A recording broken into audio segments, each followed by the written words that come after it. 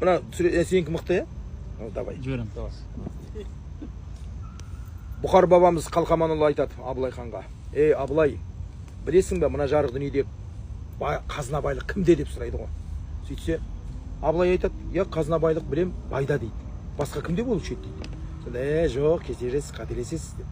Ал кімде енді десе, үш жұттан қазына байлық байда қалмайды дейді. Үш шапқанда қазына байлық хан мен патшада қалмайды.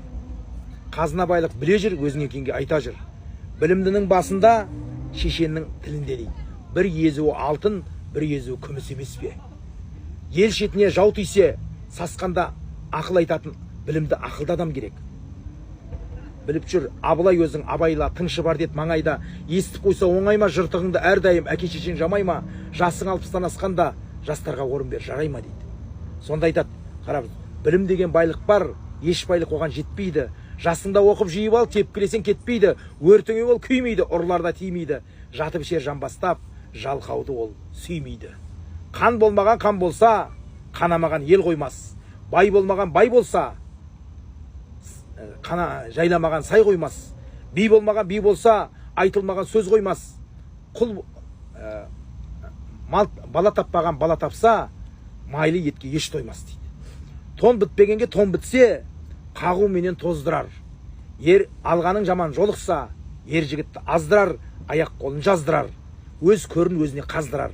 Білімдімен сөйлессең, құмарыңды қандырар. Білімсізбен сөйлессең, көңіліңді қалдырар. Суайтпенен сөйлессең, өтірік айтып нандырар. Өсекшімен сөйлессең, ұрмай соқпай талдырар. Бір жақсымен дос болсаң, сұрағаныңды алдырар.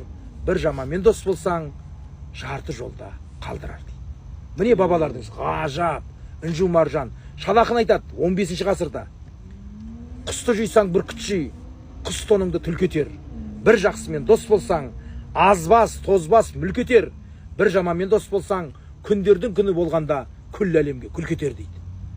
Шалақының сөзі, бір жақсымен дос болсаң, алдыңнан шығар елпектеп, жаныңа не керек деп. Ал бір жаманмен дос болсаң, қолынан бері есептеп, сыртыңнан жүрер өсектеп дейді. Міне бабалардың сөзі.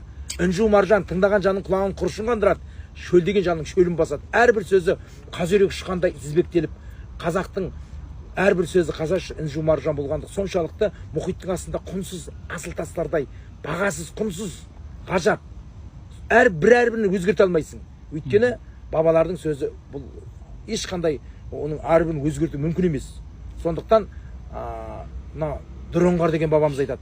Уа жақсылар өтіңдер, әр тарапты ойланып, өмір деген шопшолақ ойласаңдар қой қалып, біреу жарлы, біреу бай, өткен жоқ, ешкім бір қалып, бақытты біреу бақытсыз, жүрмін деме құр қалып. Соңына еріп жастықтың ертеңге ойды бұрмалық, еркің барда ерлерім атымтайдай мырзалық. Аз өмірдің ішінде болмашыға таласып, ретсетпе қыз балық, пендеген елер кездеспес, көргеніңнің бәріне еткенің мақыл ырзалық, ер шаңырақ елі оқ, үстемдік етпе сұрланып, көп құдайдың біраты сыртыңнан сынап жүр қалық, шөлдететін мезгісіз жемек ерле тұзбалық, әркім кетіп бетімен халықтың ғұрпын бұзбалық деген. Міне, балқы базары 7 күн 7 түн жырлаған. Қазақстан Республикасында 7 күн 7 түн жырлайтын, менің атым Жұмамұрат Кеңесұлы Шәмші. Алпамыс батыр, Қобыланды батыр, Қамбар батыр, Еңлік Кебек, Қыз-жібек Төлеген, Қырымның 40 батыры, кешегі өткен бабалардың әрбір үмбетей жырау, сыпыра жырау, шалақын сөйтіп айтып келесің да, бүкіл Төле би, Қазыбек, Айтеке, Мұқағали Мақатаев, Мұхтар Шахановқа келіп тірелесің. Мұхтар Шаханов ғажап былай дейді. Өмір мынау, толғандау, толған егес, ұрпақ жоқта тарланың тарлан емес, арманың арман емес.